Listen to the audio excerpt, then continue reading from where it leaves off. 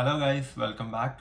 നമ്മൾ കഴിഞ്ഞ വീഡിയോയിൽ ചെയ്തത് അയർലൻഡിലേക്ക് വരുന്ന സ്റ്റുഡൻസ് എന്തൊക്കെ സാധനങ്ങൾ കൊണ്ടുവരണം എന്നുള്ളതിനെ പറ്റിയായിരുന്നു.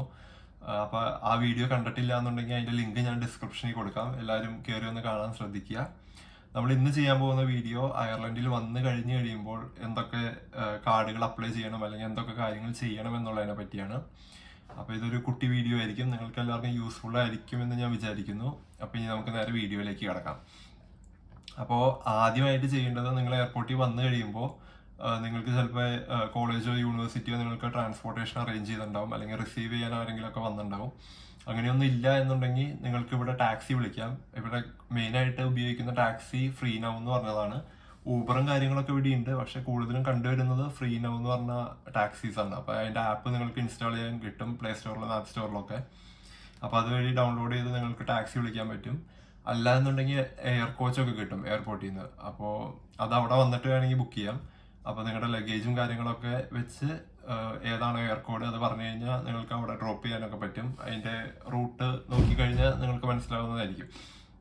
എയർ കോഡ് എന്ന് പറഞ്ഞു കഴിഞ്ഞാൽ ഇവിടെ അയർലൻഡിലെ എല്ലാ വീടുകൾക്കും ഒരു യുണീക്ക് നമ്പർ ഉണ്ട്.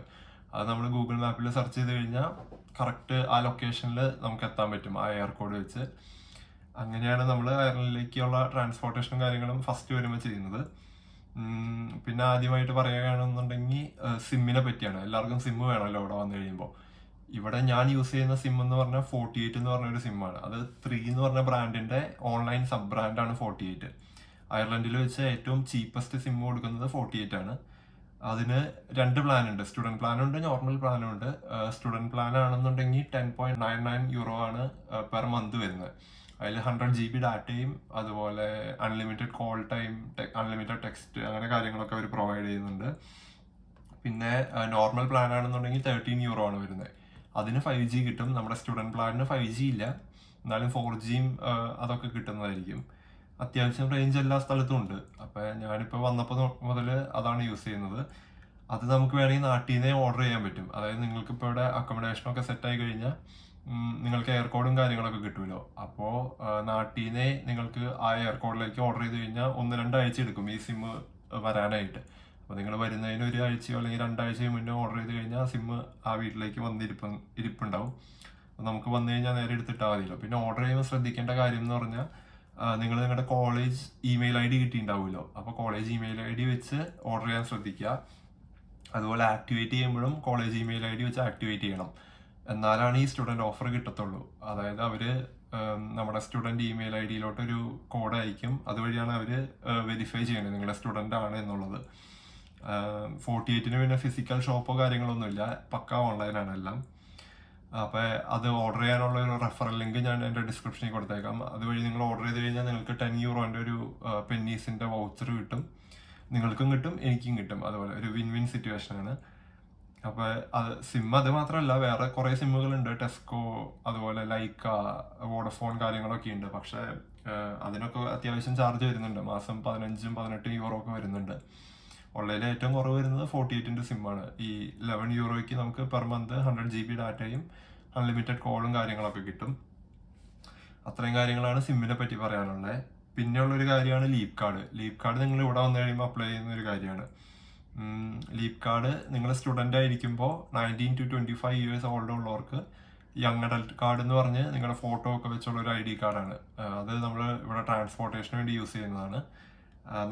നമ്മുടെ മുന്നത്തെ വ്ളോഗുകളിലൊക്കെ നമ്മൾ കാണിച്ചിട്ടുണ്ടല്ലോ ലീപ് കാർഡ് ടാപ്പ് ചെയ്ത് എങ്ങനെ ട്രാവൽ ചെയ്യാന്നുള്ളതൊക്കെ. അപ്പോൾ അതിനുവേണ്ടി യൂസ് ചെയ്യുന്ന കാർഡാണ് ലീപ് കാർഡ്. അത് ഇപ്പം നിങ്ങൾ 25 വയസ്സിന് മുകളിലാണ് എന്നുണ്ടെങ്കിൽ നിങ്ങളുടെ കോളേജിൻ്റെ ആ പീരീഡ് ഉണ്ടല്ലോ, ആ കോളേജ് പീരീഡ് തീരുന്ന വരെ, ഇപ്പോൾ 1 ഇയർ ആണെന്നുണ്ടെങ്കിൽ ആ 1 ഇയർ കാലത്തേക്ക് നിങ്ങൾക്ക് ലീപ് കാർഡ് കിട്ടും. അപ്പോൾ അത് എങ്ങനെ എടുക്കാം എന്നുള്ളതിൻ്റെ ലിങ്ക് ഞാൻ ഡിസ്ക്രിപ്ഷനിൽ കൊടുത്തേക്കാം.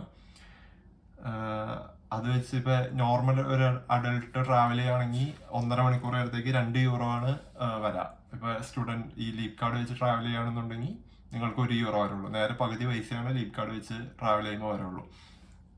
അത് നിങ്ങൾക്ക് ഓൺലൈൻ വഴി തന്നെ ബുക്ക് ചെയ്യാൻ പറ്റും. ഒരു സെൽഫിയോ ഫോട്ടോയോ അപ്ലോഡ് ചെയ്ത് കൊടുക്കാൻ പറ്റുമെന്ന് തോന്നുന്നു. അങ്ങനെ ഓർഡർ ചെയ്ത് ഒരു 15 ദിവസം കണ്ട് എടുത്തു എന്ന് തോന്നുന്നു എൻ്റെ ലീപ് കാർഡ് വരാനായിട്ട്. അത് നിങ്ങൾ ഏത് എയർ കോഡാണ് കൊടുക്കുന്നത് ആ വീട്ടിലേക്ക് പോസ്റ്റ് വഴി വരും ആ കാർഡ്. അത് 5 യൂറോ എങ്ങാണ്ട് മിനിമം ഡെപ്പോസിറ്റ് എന്തോ വേണം. അത് എല്ലാം ആ ലിങ്കിൽ നിങ്ങൾ കയറി നോക്കുമ്പോൾ വെബ്സൈറ്റിൽ പറയുന്നുണ്ട്, അതുവഴി നിങ്ങൾക്ക് ഓർഡർ ചെയ്യാവുന്നതാണ്. അപ്പോൾ അത് കഴിഞ്ഞു. പിന്നെയുള്ളൊരു കാര്യമാണ് ബാങ്ക് അക്കൗണ്ട്. ബാങ്ക് അക്കൗണ്ട് നിങ്ങൾക്ക് ഇവിടെ വരുമ്പോൾ എന്തായാലും നിർബന്ധമുള്ള ഒരു കാര്യമാണ്.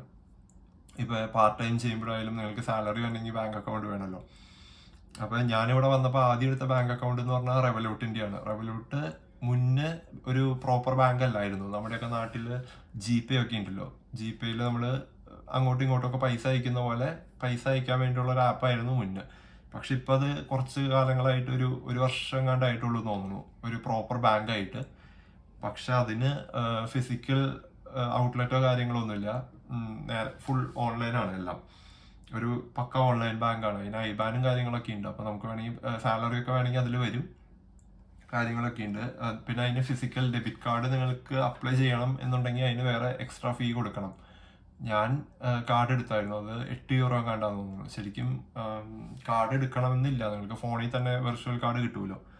പിന്നെ ഒരു പ്രോപ്പർ ഫിസിക്കൽ ബാങ്ക് വേണം എന്നുണ്ടെങ്കിൽ ഞാൻ എടുത്തിരിക്കുന്നത് AIB ആണ്. അത് കൂടാതെ ഇഷ്ടംപോലെ ബാങ്കുകൾ വേറെ ഉണ്ട്. അപ്പോൾ AIB ആകുമ്പോൾ നിങ്ങൾ സ്റ്റുഡൻ്റ് ആണെന്ന് പറഞ്ഞ് അക്കൗണ്ട് എടുക്കുകയാണെന്നുണ്ടെങ്കിൽ പ്രത്യേകിച്ച് ചിലവൊന്നുമില്ല. അതായത് നിങ്ങൾക്ക് ഡെബിറ്റ് കാർഡൊക്കെ ഫ്രീ ആയിട്ട് തന്നെ കിട്ടും. വേറെ ട്രാൻസാക്ഷൻ ഫീയോ കാര്യങ്ങളൊന്നുമില്ല. അതെടുക്കാനുള്ള ലിങ്ക് ഞാൻ ഡിസ്ക്രിപ്ഷനിൽ കൊടുത്തേക്കാം. അതിൽ എനിക്ക് തോന്നുന്നു ചുമ്മാ ഓൺലൈൻ വെരിഫിക്കേഷൻ ആണെല്ലാം. അവരൊരു ഓൺലൈൻ വീഡിയോ കോൾ വരാൻ പറയും. നമ്മൾ വീഡിയോ കോളിൽ കയറി നമ്മുടെ ID പ്രൂഫും കാര്യങ്ങളൊക്കെ അവർ കാണിക്കാൻ പറയുന്നത് കാണിച്ചു കൊടുക്കുക വീഡിയോ കോളിൽ തന്നെ. പിന്നെ വിത്തിൻ 2 വീക്സിലെങ്ങാണ്ടും അതിൻ്റെയും ഡെബിറ്റ് കാർഡും കാര്യങ്ങളൊക്കെ നമുക്ക് പോസ്റ്റ് വഴി നമ്മുടെ വീട്ടിലേക്ക് വരും. അപ്പോൾ അതൊക്കെയാണ് ബാങ്കിനെ പറ്റി പറയാനുള്ളത്. ഈ റെവലൂട്ട് എടുക്കാനുള്ളതിൻ്റെയും അതുപോലെ AIBയുടെയും ലിങ്ക് ഞാൻ ഡിസ്ക്രിപ്ഷനിൽ കൊടുത്തേക്കാം. പിന്നെയുള്ളൊരു കാർഡാണ് IRP കാർഡ്. IRP കാർഡ് എന്ന് പറഞ്ഞു കഴിഞ്ഞാൽ ഇവിടുത്തെ റെസിഡൻസ് പെർമിറ്റ് ആണ്. ഐറിഷ് റെസിഡൻസ് പെർമിറ്റ് ആണ് IRP കാർഡ്. ഇപ്പോൾ നമ്മൾ നാട്ടിൽ നിന്ന് അടിക്കുന്ന വിസ ഒരു 3-6 മാസത്തേക്കുള്ള വിസയാണല്ലോ നമ്മൾ നാട്ടിൽ നിന്ന് അടിക്കണേ. അത് നമ്മൾ ഇവിടെ വന്നു കഴിയുമ്പോൾ പുതുക്കണം. പുതുക്കി കഴിയുമ്പോൾ നമ്മൾ സ്റ്റാമ്പ് 2 ആവും. പുതുക്കാനായിട്ട് €300 ആണ് ചാർജ് വരുന്നത്. അത് അവർ ക്യാഷ് പേയ്മെൻറ്റ് സമ്മതിക്കില്ല, കാർഡ് പേയ്മെൻറ്റ് മാത്രമേ ഉള്ളൂ. അപ്പോൾ നമ്മൾ കാർഡ് അത്രയും പൈസ ഉള്ള ഒരു കാർഡ് തന്നെ കൊണ്ടുപോകണം. അപ്പോൾ അത് വെച്ച് പേയ്മെൻറ്റ് മാത്രമേ അവർ സമ്മതിക്കത്തുള്ളൂ. അപ്പോൾ ഫസ്റ്റ് ടൈം ആയിട്ടാണ് ഇതെടുക്കണേ എന്നുണ്ടെങ്കിൽ ഡബ്ലിൻ കൗണ്ടിയുടെ ഉള്ളിലുള്ളവർക്ക് ഒരു റൂളും ഡബ്ലിന് പുറത്തുള്ളവർക്ക് വേറൊരു റൂളുമാണ്. അതായത് ഡബ്ലിൻ്റെ ഉള്ളിലുള്ളവർക്ക് അപ്പോയിൻമെൻ്റ് എടുത്ത് കുറച്ച് ഡോക്യുമെൻറ്റ്സ് ഒക്കെ ഉണ്ട്, നമ്മുടെ അഡ്രസ് പ്രൂഫ്, പാസ്പോർട്ട്, അങ്ങനെ കുറച്ച് ഡീറ്റെയിൽസ് അവരുടെ വെബ്സൈറ്റിൽ പറയുന്നുണ്ട്. അതിൻ്റെ ലിങ്ക് ഞാൻ ഡിസ്ക്രിപ്ഷനിൽ കൊടുത്തേക്കാം. അപ്പോൾ ആ ഡോക്യുമെൻറ്റ്സും കാര്യങ്ങളൊക്കെ കൊണ്ടുപോയി നമുക്ക് ആ അപ്പോയിൻമെൻറ്റ് ഓഫീസിൽ പോയി അപ്പോയിൻമെൻറ്റ് എടുത്തു കൊടുത്ത് പോകാം. അല്ല കഴിഞ്ഞ് ഡബ്ലിന് പുറത്തുള്ളവരാണെന്നുണ്ടെങ്കിൽ നിങ്ങൾക്ക് ഗാർഡ സ്റ്റേഷനിലെങ്ങാണ്ട് ബുക്ക് ചെയ്തിട്ട് പോകണം. അതും ആ വെബ്സൈറ്റിൽ പറയുന്നുണ്ട് എങ്ങനെ നിങ്ങൾക്ക് IRP കാർഡ് കിട്ടും എന്നുള്ളത്, ഡബ്ലിൻ്റെ അകത്തുള്ളവർക്കും ഡബ്ലിൻ്റെ പുറത്തുള്ളവർക്കും. അപ്പോൾ ആ കാര്യങ്ങളൊക്കെ ശ്രദ്ധിക്കുക. അതിൻ്റെ ലിങ്ക് ഞാൻ ഡിസ്ക്രിപ്ഷനിൽ കൊടുക്കുന്നതായിരിക്കും. പിന്നെയുള്ളൊരു കാർഡാണ് PPSN. PPSN എന്ന് പറഞ്ഞു കഴിഞ്ഞാൽ പേഴ്സണൽ പബ്ലിക് സർവീസ് നമ്പറാണ്. അതായത് നമ്മുടെ നാട്ടിൽ പാൻ കാർഡൊക്കെ ഉണ്ടല്ലോ, അതുപോലെ തന്നെയാണ് ഇവിടുത്തെ PPSN-ഉം. PPSN ഒരുവിധം എല്ലാ കാര്യങ്ങൾക്കും ആവശ്യം വരുന്ന ഒന്നാണ്. നമുക്കിപ്പോൾ പാർട്ട് ടൈം കിട്ടാനാണെന്നുണ്ടെങ്കിൽ എംപ്ലോയീസ് എന്തായാലും ആദ്യം ചോദിക്കുന്നത് PPSN ഉണ്ടോ കാര്യങ്ങളൊക്കെ ആയിരിക്കും. അപ്പോൾ നമുക്ക് PPSN എന്തായാലും വേണം. PPSN നമ്പർ കാർഡും കിട്ടാൻ പ്രത്യേകിച്ച് എക്സ്ട്രാ പേയ്മെൻറ്റോ കാര്യങ്ങളൊന്നുമില്ല, അത് ഫ്രീ ആണ്. ഇപ്പോൾ നമ്മൾ ബാങ്ക് അക്കൗണ്ട് എടുക്കുമ്പോൾ ആയാൽ പോലും PPSN നമ്പർ ചോദിക്കും. പക്ഷേ ബാങ്ക് അക്കൗണ്ട് എടുക്കുമ്പോൾ തന്നെ കൊടുക്കണമെന്നില്ല, നമുക്ക് PPSN നമ്പർ കിട്ടിക്കഴിയുമ്പോൾ അത് അപ്ഡേറ്റ് ചെയ്ത് കൊടുത്താലും മതി. അതിന് മുന്നായിട്ട് ചെയ്യേണ്ട ഒരു കാര്യമാണ് MyGov ID എന്ന് പറഞ്ഞൊരു അക്കൗണ്ട് ക്രിയേറ്റ് ചെയ്യുക. അപ്പോൾ ഈ MyGov ID എന്ന് പറഞ്ഞു കഴിഞ്ഞാൽ എല്ലാമായിട്ട് ലിങ്ക്ഡ് ആണ്. ഇപ്പോൾ ഡ്രൈവിങ്ങിൻ്റെ NDLS എന്ന് പറഞ്ഞത് ഡ്രൈവിംഗ് ആയിട്ട് ബേസ്ഡ് ആണ്, അപ്പോൾ അതായിട്ട് ലിങ്ക്ഡ് ആണ്. അതുപോലെ PPSN-ആയിട്ട് ലിങ്ക്ഡ് ആണ്, അങ്ങനെയൊക്കെ. അപ്പോൾ ഈ MyGov ID ഉണ്ടെന്നുണ്ടെങ്കിൽ നമുക്ക് അതുവഴി PPSN-ൻ്റെ ഇതിലേക്ക് ലോഗിൻ ചെയ്യാൻ പറ്റും. അപ്പോൾ PPSN എടുക്കുമ്പോൾ നിങ്ങൾ എന്തിനാണ് എടുക്കുന്നത്, വർക്ക് ചെയ്യാനാണോ അല്ലെങ്കിൽ ഡ്രൈവിങ്ങിന് വേണ്ടിയാണോ, അങ്ങനെ കുറച്ച് കാര്യങ്ങളൊക്കെ ചോദിക്കും. ഇതെടുക്കാനായിട്ട് നമ്മുടെ അഡ്രസ് പ്രൂഫ്, പിന്നെ കോളേജിൽ നിന്ന് ഒരു ലെറ്ററൊക്കെ കിട്ടും, നിങ്ങൾക്ക് എലിജിബിൾ ആണ് അല്ലെങ്കിൽ നിങ്ങൾക്ക് PPSN കൊടുക്കണം എന്ന് പറഞ്ഞ് കോളേജിൽ നിന്ന് ഒരു ലെറ്ററൊക്കെ കിട്ടും. അപ്പോൾ അതൊക്കെ വെച്ച് അപ്ലൈ ചെയ്യാൻ ശ്രദ്ധിക്കുക. അപ്പോൾ ഇപ്പം ഇന്ന് നമ്മൾ പറഞ്ഞത് എങ്ങനെ സിം അപ്ലൈ ചെയ്യാം, അതുപോലെ ലീപ് കാർഡ് അപ്ലൈ ചെയ്യാം, അതുപോലെ ബാങ്ക്, IRP കാർഡ്, PPSN കാര്യങ്ങളൊക്കെ. ഇന്ന് ഈ പറഞ്ഞതിൻ്റെ എല്ലാത്തിൻ്റെ ലിങ്ക് ഞാൻ ഡിസ്ക്രിപ്ഷനിൽ കൊടുത്തിട്ടുണ്ടാവും. അതുപോലെ കഴിഞ്ഞ വീഡിയോ കാണാത്തവരുണ്ടെങ്കിൽ അതും കാണാം, അതിൻ്റെ ലിങ്ക് ഞാൻ ഡിസ്ക്രിപ്ഷനിൽ കൊടുത്തിട്ടുണ്ടാവും. അപ്പോൾ ഇത് ചെറിയൊരു വീഡിയോ ആയിരുന്നു, നിങ്ങൾക്ക് എല്ലാവർക്കും യൂസ്ഫുൾ ആയിരിക്കും എന്ന് ഞാൻ വിചാരിക്കുന്നു. വീഡിയോ ഇഷ്ടപ്പെട്ട് കഴിഞ്ഞാൽ എല്ലാവരും ലൈക്ക് ചെയ്യുക, ഷെയർ ചെയ്യുക. അതുപോലെ ഇതുപോലെ കൂടുതൽ വീഡിയോസ് കാണാനായിട്ട് ചാനൽ സബ്സ്ക്രൈബ് ചെയ്യുക. മറ്റൊരു വീഡിയോ ആയിട്ട് വീണ്ടും കാണാം. അതുവരേക്കും ഗുഡ് ബൈ.